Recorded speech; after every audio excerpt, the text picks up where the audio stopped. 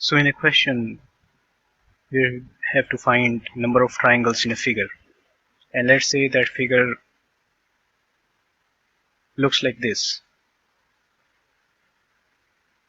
If if in that figure you know that the only way to form a triangle is to use a common vertex, let's call it A, and you know that none of the triangles that can be formed in this figure can be formed without using the vertex A. There's a common vertex that has to be used if you are to form a triangle in this figure. Let's say you form this triangle, then it will certainly use this figure. Let's say you form this triangle, it will still use this vertex. And in these sort of question you can actually use permutation and combination to calculate the answer. Let's say I take a part of this triangle, a small part of this triangle, and I try to calculate how am I going to go about it.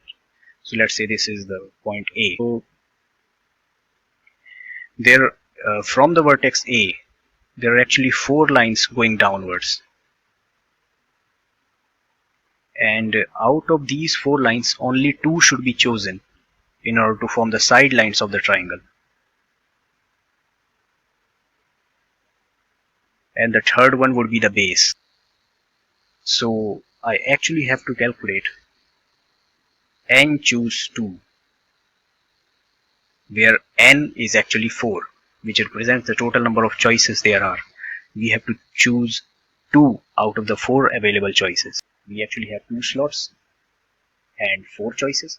Let's say B, C, D, E. So our 4 sample spaces are B, C, D and E, and we have to fill in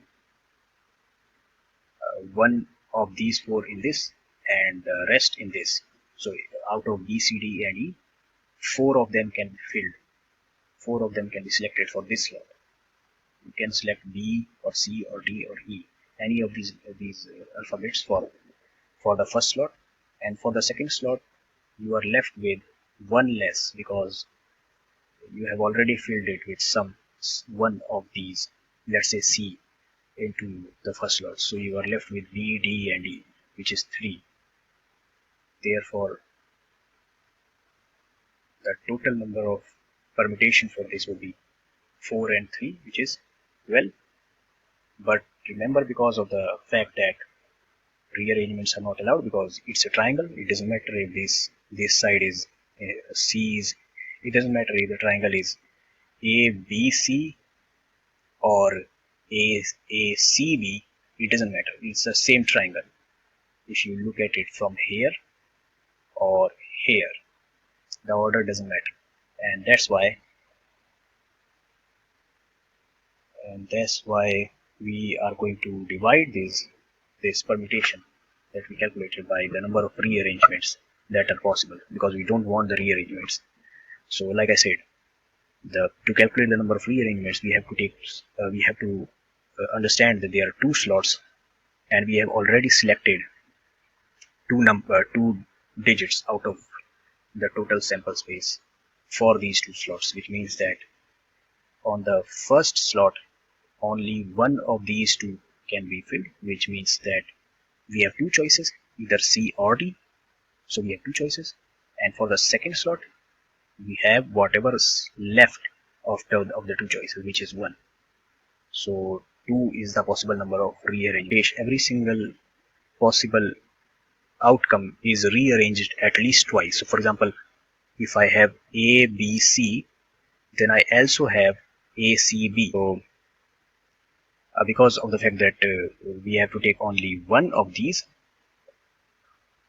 for every triangle that is formed in these 12 permutation numbers, because we have rearrangements, we need to divide it by the number of rearrangements to find only one, which is 2, and that gives me 6 as an answer. We have calculated that we can make 6 arrangements. We can make 6 possible combinations for the number of triangles that can be formed with these sidelines. But what about the bases? There's the first base, there's second base, third base, fourth base, and fifth base. There are actually 5 bases, which means that for every 6 combination of sidelines that are formed, if this is a triangle with the first base, then the same triangle can be formed with the second base, using the second base. So the triangle can be formed with first base and then the second base, and third and then fourth and fifth and so on. So just we have to consider that the number of bases are also 5. So there's 5 ways in which these 6 combinations can be arranged, and that's why we multiplied this 6 into 5, which gives me 30, which means that if the base was 1, if there was only one base, then the total number of combinations, total number of triangles that could have been found would have been 6, because there's only 6 possible combinations of the 2 distinct lines that you can choose out of these 4, which will form a triangle when they meet the base. But because there are 5 bases, the same thing has to be repeated 5 times, and that's why we multiplied this with 5 to give us 30 as an answer, which means the total number of triangles that can be formed in this figure is actually 30.